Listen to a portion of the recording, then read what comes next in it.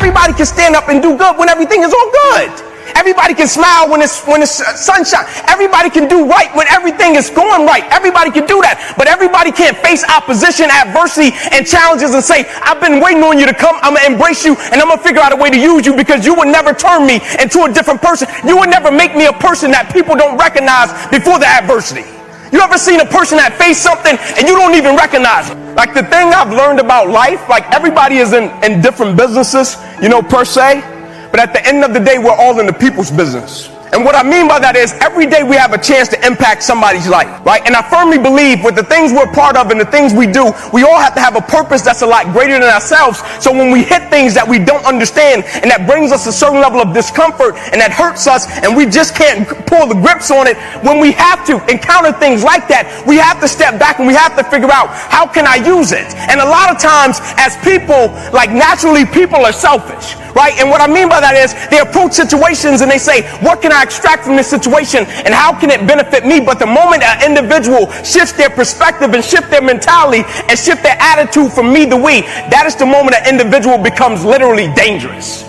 Because now an individual is attached to purpose and mission. And when you have an individual that's attached to purpose and mission, it's not too many things that's going to stop them. You see, my football career ended, but my reason for why I lived my life, it never did. I just had a paralyzed right arm and hand. My mentality wasn't paralyzed. My spirit wasn't paralyzed. My drive wasn't paralyzed. My dedication wasn't, my commitment wasn't. I was the same man. I just had an extra boost of energy for why I lived my life. I wear this as a badge of honor. Every single day, the adversity, the opposition that life sent to break me, I wear it as a badge of honor, because I understand every day of my life, I represent something. It's just like every individual in this room, every company, every brand. When people see you, they think something. We've all seen those people, we see them coming, we're like, oh, here come this crybaby. No, they're whining about something. And then we've all seen those people where we say, man, where you been, brother? I've been needing to see you, man. How can we be those type of people in our companies and our families and the things that we're connected to? How can we be those people that's a breath of fresh air, man? How can we be those people that live life with passion and compassion? How can we be those people, when we ask people questions, we don't just listen with the intent to reply, but we actually listen with the intent to understand? How can we be those people that understand everybody that comes across our path, they come across our path for a reason? And so when we approach them, we listen, and we share a little bit of love, and we want to leave them a little bit different. Like, I'll never forget, I talked to the guy that I encountered the hit with that left my arm like this, and that changed my life. I'll never forget, I talked to him. He called me, and he played for the University of Air Force, obviously, and he just so happened to be from Atlanta. And he calls me, and I picked up the phone. It was about a year and a half after my incident happened. I picked up the phone, this guy is crying his eyes out. And he says to me as he's crying, I'm sorry. I'm sorry. I'm sorry. He said, I didn't have a shot at the NFL. He said, you did. He said, I feel as if I messed your life up. And I said to him, thank you. He stopped crying. He said, what do you mean? Thank you. I said, I'm saying thank you because if this incident didn't happen, who's to say that I would be the man that I now am? Who's to say that I would be the father that I now? Who's to say that I would have the perspective that I have? Not that my perspective was bad before. Adversity, it's all about perspective. It's never about what we go through. It's how we view what we go through. This is about winning a few days in a row, 5, 6, 7 days in a row, and then winning the week. And then it's about winning a few weeks in a row and winning your month. And then it's about winning a few months in a row and you'll win the year. Aren't you fucking sick of not hitting your fucking goals? Aren't you sick of being the same that you are every fucking year? If you look for a reason, you will always find one. If you look for an excuse, you will always have one. If you tell yourself you're going to do something, you need to fucking do it. If you tell yourself you're going to be something, you need to fucking be it. Because a lot of people say they want this shit, but they don't really want it because their actions don't back it up. Their actions aren't showing what it takes to get the result. Their actions aren't showing a commitment to being a person of excellence. It's showing a commitment to being the same fucking thing they've been their whole life. Things are not always going to be ideal. Things are not always going to be perfect. Things are not always going to be convenient. There's going to be things that you can do or find or say or listen to that will help you justify you not sticking to your plan.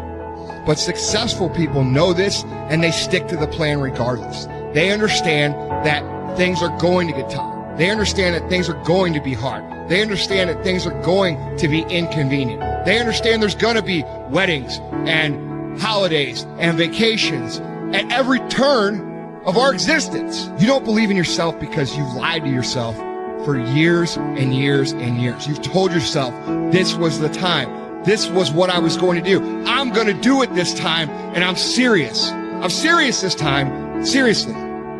You've told yourself that over and over and over again. And what happens when you don't follow through? What happens when you don't keep those promises? You lose trust in yourself. And when you lose trust in yourself, you lose belief in yourself. And when you lose belief in yourself, you feel powerless. You start thinking you don't have what it takes. You don't have the intestinal fortitude to stick to a diet or a fitness program or a business plan and be consistent. Because you've lied to yourself so many times that all that belief and all that trust that you should have in yourself, which is, by the way, is the most important thing that you need to have, is gone. It has to be rebuilt by keeping promises to yourself.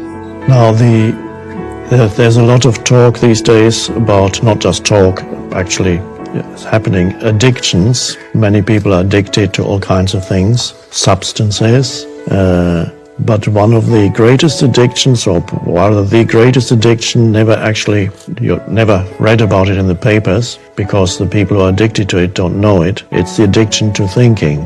It's actually addictive. Can't stop thinking. It's like can't stop drinking, can't stop smoking, can't stop eating, can't stop thinking. Thinking is the greater addiction than any of these. And it's an addiction because it's been a drug, or it's been around for so long, and it's a pseudo sense of self. So it's a great reluctance on the part of most people to let go of thinking, which is equated with the state of sleep, to let go of thinking. There isn't that much to understand in this teaching. There's a little bit to understand about how the ego works, but even that is just mainly a self-observation.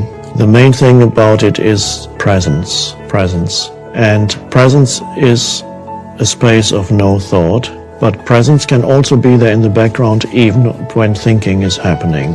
You can still be not completely involved in the thinking. Thinking loses the ability to create havoc in your life and confuse you. So your choice then is not to understand more or to bring some intellectual analysis to the practice, but to practice the state of not thinking, which can be arrived at by various ways, as you probably know. If you don't think about it, just do it.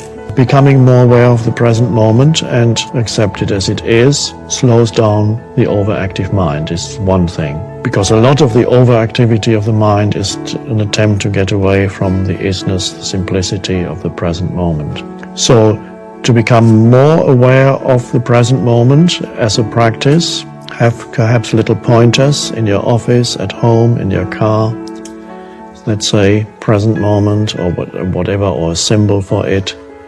And there are different entry points into the present moment. Present moment awareness means thinking subsides, may not disappear completely, but something else arises that is primary. We call it presence or awareness. Buddhists call it mindfulness, which I don't use because it implies your mind is full of things, but it isn't, of course. It's just a mistranslation. To be present, first of all, use the present moment to become, but how do you become conscious of the present moment? Now, when you get it, after a while, you can actually sense the presence of the present, so to speak, directly, and there it is. But helpful things are sense perceptions, take you out of thinking. If you're not judging the sense perceptions, labeling, naming, looking around, anywhere, wherever you are, look around. Practice sense perceptions without this compulsive interference of naming what you're perceiving. Oh, that's a beautiful flower. I wonder what it's called. I don't know what it's called, so that helps. I can be free of thinking. If I know what it's called, I can say, oh, that's such, and then drop that. And see what it means to perceive without the interference of concepts.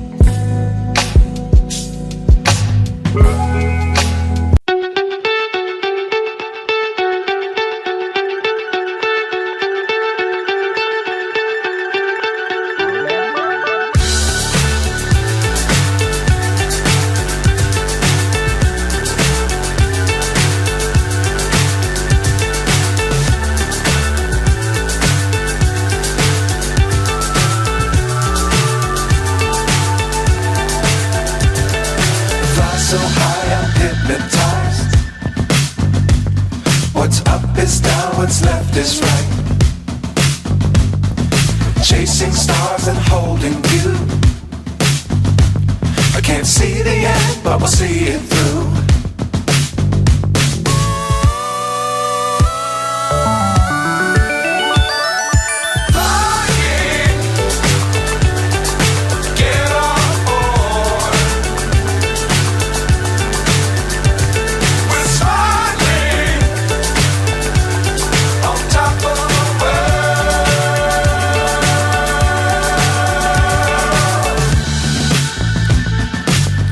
Times don't fly too high. Be sure to keep the ground in sight.